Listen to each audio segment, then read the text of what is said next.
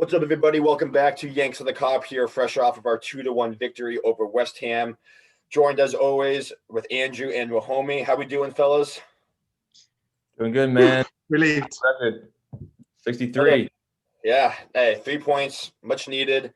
Really excited to get into it. Before we do, go ahead and hit that subscribe and like button. We really appreciate you guys. And also rest in peace to Sean Connery. He passed away, 007. He's the absolute man. May he rest in peace. But yeah, let's get right into it, guys. I mean, once again, I feel like we're going to be talking about the same things all over again. VAR, slow first half. Andrew, what were your thoughts on the game? Yeah, I just I don't know how. I mean, I said this a lot last season, but I don't know how long we can go by starting off slow and not get punished for it, because we started off slow again, and I know we were facing a low block. It's definitely difficult in games like that, and I think that's one of the reasons, Wahomie's mentioned it a lot, why we brought in Thiago Alcantara. But obviously without him, we've kind of gone back to our old ways of last season, the season before, of having difficulty breaking down that low block. And when Gomez gave away that absolute sitter to Fornals, or I think it was Fornals, yeah, who scored the goal, then that just makes the game a lot easier for West Ham, and that's kind of what we saw in the first half. The penalty on Mo, I thought it was definitely a penalty. I think any winger or attacker in the world, if they're hit like that in the box, they're going down. That's just kind of the way that our game, the football game is nowadays. So, I mean, I thought it was a good come from behind win. That's why it reminded me a lot of last season. They brought on the subs that they needed to make, and they were the difference makers in this one. Yeah, I mean, you said it. I mean, I feel like last year at the beginning of the season, we weren't playing our best football, winning every single game 2-1, and talk about mentality monsters. It seems like we're just a second half team and make some adjustments. Klopp gives a little speech, and we always play much better in the second half. But homie, what did you think of everything that happened today? I'm a bit different, my different angle, in a sense that I think Klopp got the formation and the lineup completely wrong. That with Thiago out, we should have been 4-2-3-1 from the start. I think you look at it, the first half was atrocious, to be honest. It was obvious how West Ham were playing. Like, whenever you see Trent or Robert got the ball, they had 3 players blocking them from getting forward. So when you have that low block, you need creativity for your midfield. And unfortunately, all I saw was the Brexit midfield of like 2-3 years ago, of Milner, Hendo, and Ginny. Because it's that same thing. None of them, except maybe Hendo the odd time, the other two weren't offering anything going forward. They really weren't. You saw when Shaq came on, in 20 minutes of him being on, he put at least 2 penetrated passes in that opened up West Ham. And that's what we missed, And I think I was saying at half time, because I posted at half time that we need to go straight to 4-2-3-1 and bring on Jota and Shaqiri on, because otherwise we're not going to score. We got fortunate with the penalty. It was a penalty. We got fortunate with that. Otherwise, we didn't look at scoring at all for that whole game. We didn't create anything.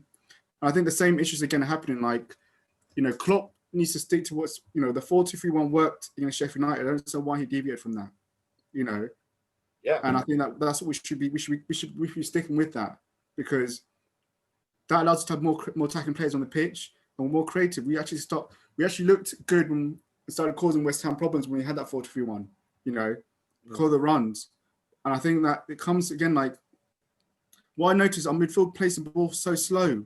The amount of times that we're doing this sided passes, and that's so easy for low blocks to defend against. That's why we struggled when we had the Brexit midfield of Milner, Hendo, and Ginny back all the way back then, because when we played low blocks, all they do is sideways passes.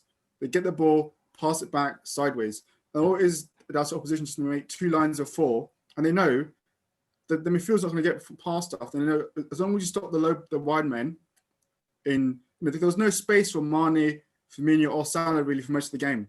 If you watch it, there was no space for Robert and Trent had to do crosses from deeper, because there wasn't an option to go forward. And I think I don't understand how Klopp. That's one thing sometimes that frustrates me at Klopp, is he takes too long to make subs. That substitutions, it worked, but it should have come on 20 minutes ago before that. Because I don't understand why we need to wait till 60 minutes when we know it's not working after 55 minutes. Yeah. We can see that.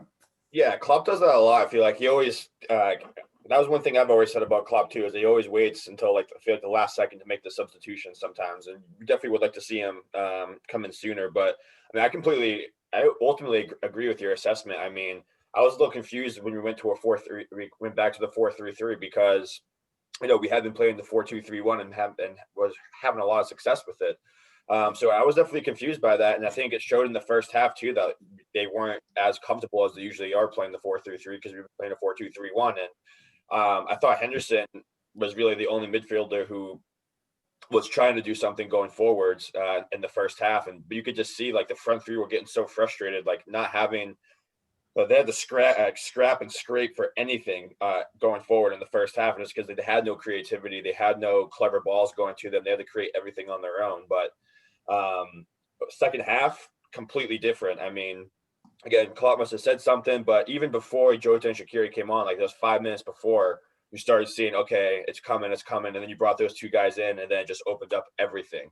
I think going forward, it definitely has to be a 4-2-3-1, and this might be a good opportunity to give Jota some starts, and I think that again it'll take some pressure off Firmino, allowing him to play in that number 10 role. I think if Shaq's fit, Jones should never be starting ahead of him ever. Oh, I agree. No, I agree. I don't understand why Klopp's putting Jones ahead of Shaq, because each time Shaq started this season, he's played well. He's created, he scored goals, and he played well. I don't see why Jones is starting ahead of him. I think maybe Klopp thought because of playing Nat Phillips, they would have been more protective.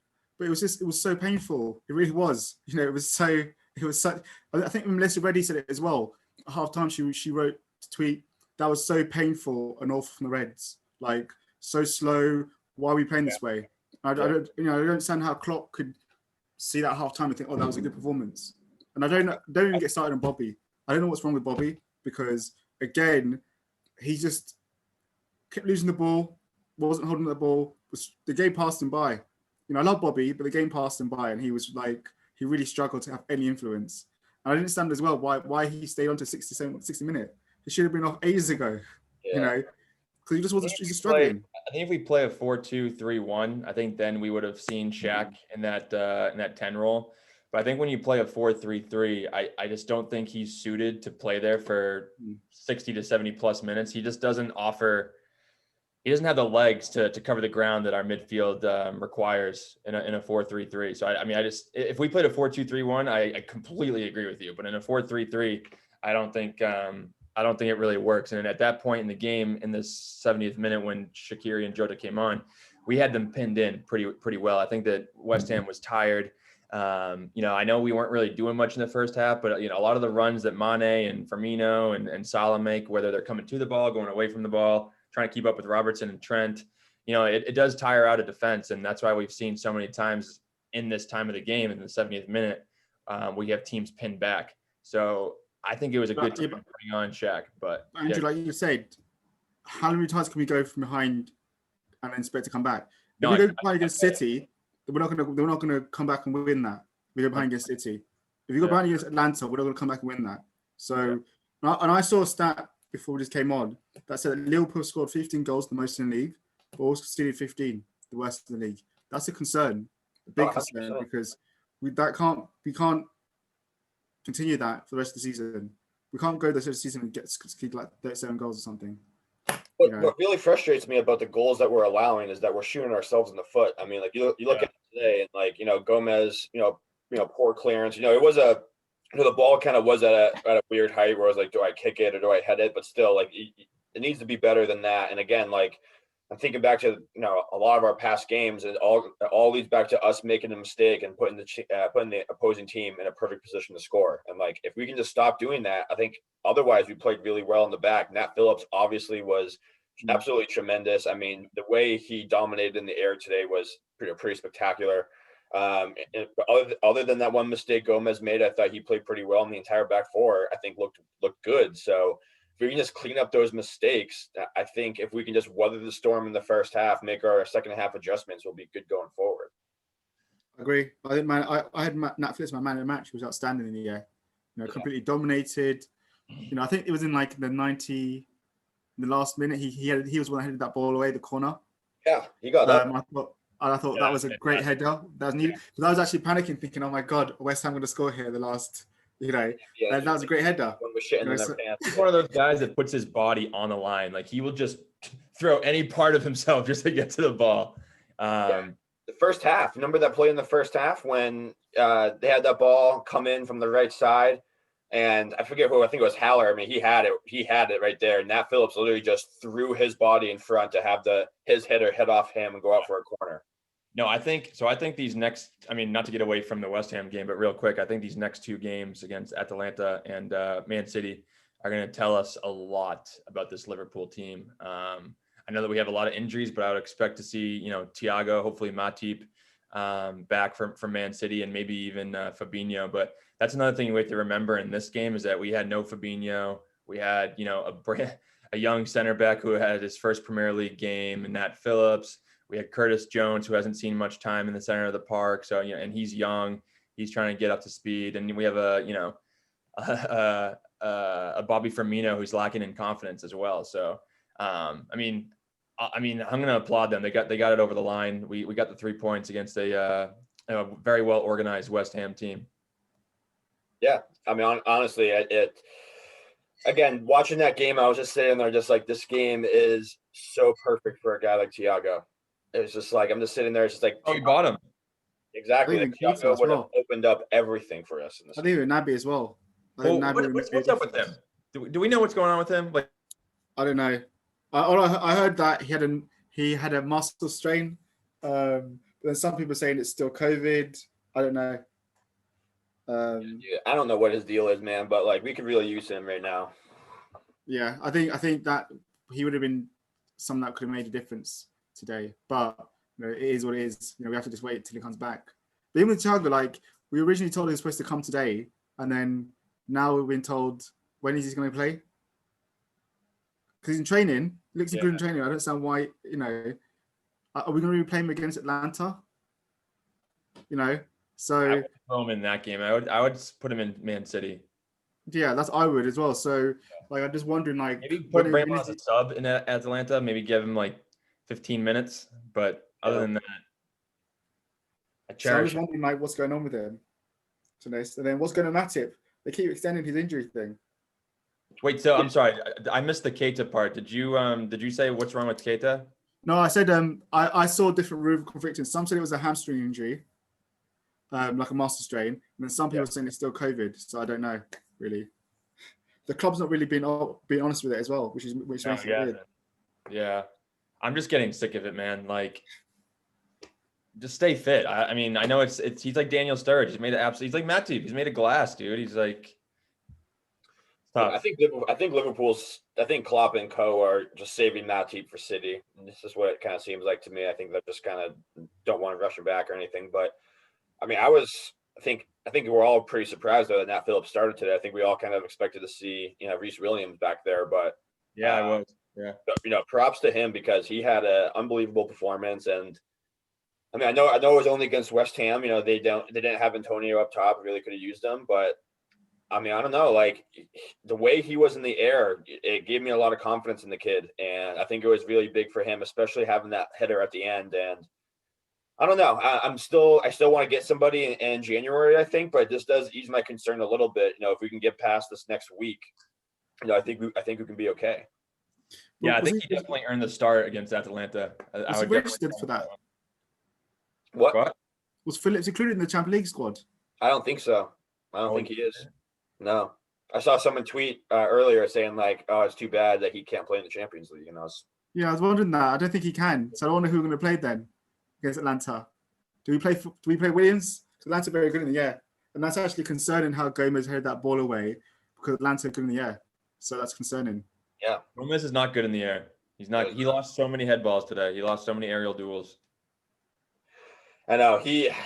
I mean, luckily he did everything else well, but I mean, I think that's why the Nat Phillips partnership worked. Like, I did not know Nat Phillips was that good in the air, that he was like he was. I mean, it was incredible. But yeah, I mean, it's going to be interesting to see, especially against Atalanta, how Gomez can hold up. But I mean, overall, when you guys think about, do you think going forward, you think Jota is going to be starting now, and do you think we move to the 4-2-3-1 permanently and have him start? I would, but I still think Klopp's going to favour Firmino. I don't think he's going to give up Firmino because he said it's the system. as much as people want Firmino to be dropped, I still see him starting City. I still see him maybe not starting Atlanta, depending, but he's definitely starting City, and people are going to be upset about it. But I actually think Klopp's still in the system. I think City's the game he could play like really well in, just because the football that they play, it complements us really well. So I think he would actually have a really good game. I would think, but don't quote me on that one. But yeah, I think Jota now, he's just been playing so well off the bench. I think he definitely deserves a start. So that just enables us to, I mean, probably not for Atalanta, probably not for City, but after that, I would definitely see maybe Firmino take a spot on the bench and bring him on in the 60th, 70th minute. Salah, Mane, these guys, I mean, I said it a couple episodes back. I don't think we're going to be seeing many games where the front three play a full 90. Whereas, a year or two ago, we were seeing that almost every game. So, I mean, we have the ability on the bench. Why not use it? Yeah, and I just really think Bobby needs a rest, man. He's been playing so much, and I think he just needs a game off, and like don't even come in as a sub, a game off, and then have him come in as a sub the next game. Just give him a little bit of confidence, like let him rest up and let's get his legs underneath him, because like you can even see it today at times. His pressing wasn't even 100% there like it normally is. So I think he could do for some time off after these next two games. So international break after that, then we have Atlanta again at home, then Leicester. So he's going to play international, like they always play him. Tito always plays him. Yeah. So I would play Jota against Leicester. I would do that. Yeah, that's Leicester at home. We got them. Yeah. Back-to-back home games. Yeah. Yeah, you could do Jota. You could do Jota and Shaq things. I mean, Thiago will be back at that point too, so you could do the double pivot. So that'd be interesting. Fabinho will be back by then as well, because they said after international break he'll be back. So either Atlanta or Leicester will be back. So that'd be great. That'd be great. What about this damn VAR? I mean, I just don't even know anymore. Like, I just don't get it. It's like I thought Mane didn't get the ball, but then the ball did deflect off the West Ham defender, but he didn't get the ball. Was that Bono? Yeah, Bono, whatever his name is. I thought it was offside. Is that what they called? Did they call offside? I think they called a foul. Foul. They called it a foul because of he slid in. He slid. Even though I don't think there was much contact with Fabianski, but they said that he slid under it and it was reckless. That's what they called it as. I mean, I'm not too upset about that one. I'm more upset about the one last week and the past few weeks. I actually thought it was a bit reckless by Mane to slide in there. If it was my goalie or my keeper and he slid in on Alisson, I would have been pretty pissed. Yeah, that's what I was saying. Like to a few other Reds on Twitter, the fact that if that was Alisson, Alisson would be streaming him because he hasn't got the ball. Yeah. So yeah, it was reckless. But even still, Mane should have scored anyhow. When the ball came out, he should have scored. Yeah, so that should have been even debatable. He should have buried that. Well, that goal though, that Jota did end up scoring, that pass from Shaqiri. Oh my god, dude, that was absolutely incredible. That pass, man. I don't know how he saw it. That was beautiful. I just popped out of my chair and I was like, yeah. Me too. I was mad. So I was mad because of the VAR thing. So I could get up and go into my room, and I just folded a couple blankets so they get distracted. And I look up in the screen, I see the pass, and I just I thought because VAR could be playing it, they were going to try and say Mane was offside and interfering with play. Yeah. And I was like, the best not. Because I was thinking Mane's left the ball. The best not because he kept playing over and over again. I was going to be like, if they do that, I'm fuming. Yeah, I was concerned about that too because he was standing there. But he stood it up. He didn't interfere, so he didn't go for the ball. So it's not offside. He didn't touch it. That was such a pretty ball by Shaq. Unreal. That's what we miss when he's out. Hopefully he can stay healthy because he's a great player. Yeah, he would also just be like the ultimate impact sub for us too. Even if he doesn't start, just being available, it's so nice having him as an option to come in the game because his vision is very unique. I mean, that's one thing that's really nice about him is that he can hit a pass really well, and he unlocked a lot of things for us today. But so who do you guys think top 3 performers? Phillips number 1. He's man of match for me. Hendo, I think Hendo just needs to be that pass he did that good pass to Shaq to set up the goal. Like it was his vision to see Shaq, and then.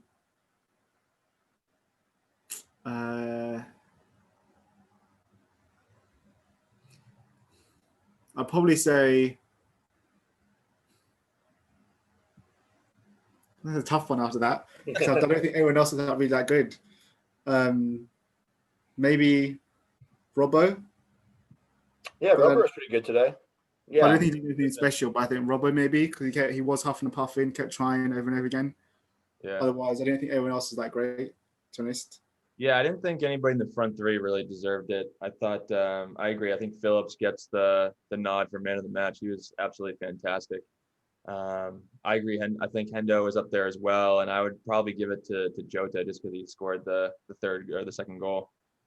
Yeah, that's what I was thinking too. Actually, I had Nat Phillips 1, I had Henderson 2, Jota 3. I think just Jota is such a steal that we got from Wolves, man. Like, thank you so much, Wolves, because this guy is literally meant for Klopp's system. He just comes in, he knows exactly what to do. He's always in the right place in the press. He tracks back, and like he's a lot stronger on the ball than I thought he was going to be. He can hold people off really well. He knows how to use his body to protect the ball, but absolutely filled with him, and just can't wait to see him going forward. That's what I'm saying. He's like a Mane and Mo mix. He can hold the ball really well like Mo, and he can beat players and press like Sadio Mane. He's kind of like the complete package of those two guys. And his movement as well, like he's always looking to get behind, make runs behind them, like the run he did for the goal. Like I think that's what makes him electric. The fact that you look at Jota when he comes on, and you compare that to Origi in the past. Like Jota just looks more lively, pressing. I think if even Bobby's in there, though, I don't think Bobby makes that run at all. If that was Firmino, he does not make that run. No, I think only Mane and Salah would make that run. Definitely, Firmino wouldn't make that run. Yeah, it's just fantastic to have him. Like I tweeted, thank you Wolves, because a lot of Wolves fans are trying to say that they ripped us off for Jota, and I was like, thank you. Yeah, seriously, right? The deal just looks better every week. It keeps looking better. But I do got to say, I actually thought Gini Wijnaldum played well today too. I mean, I know he didn't offer much going forward, but he did so well pressing and ball retention today. I thought he was absolutely fantastic in that regard, and also Trent. I think Trent had another back-to-back good performances. I thought he was definitely creative going forward. He was whipping in some dangerous balls, and we even see him like taking more guys on now, which is a little bit different. But I thought defensively as well, other than their opening goal with the miscommunication with him and Curtis Jones. Outside of that, I thought he was pretty perfect in the back. Yeah, he just needs to get better with stuff like that. I mean, he just doesn't have a defensive mind, and that's why I think Robertson is just so much better than Trent. Because Robertson understands, how to cover an overlap, when to press, that sort of thing. And that was, I mean, as much as Gomez screwed up the clearance, Trent really screwed up that defensive sequence for me. So yeah. Yeah, I don't think either were that great. But I'm not going to, they just did enough in the game, but they weren't. I mean, obviously West Ham made it difficult for them in attack wise, but I didn't think they were that great. I mean, West Ham did have chances. Yeah. They had good chances. That guy, Nails should have scored when the ball came to him. He should have done better. So they did have chances, good chances. So, we could have gone any other on a different day. Could have been easily West Ham going ahead of our head. I think the way I see it, the rest of them did just enough. Were okay. They're nothing special to write home by in terms of the rest of the performance. And I was watching the game, and I was really deep in my head because I was watching it, and I was just like, I am scared shitless going forward the rest of the season, because if we keep playing like this, we're gonna start dropping points in games that we shouldn't drop points in. Like, again, West Ham, I wouldn't say that they are. When I think of West Ham, I don't think of them as an attacking threat, and they had a lot of opportunities today. But I mean, I don't know. Like, are you guys concerned about it long term? Because, again, we said it earlier, we had a lot of guys out. We still found a way to win. But, is it starting to get concerning a little bit? I would just like to see us start quicker in the game. I mean, I don't. When you start slow, you give teams confidence against you, and that's what we saw today against West Ham. They definitely had some confidence. They scored that early goal, and then they just locked it down, or at least tried to lock it down. So I would just rather start quickly like we used to, 2-3 years ago. We would just put teams under and the game would be over in the first, 20 minutes.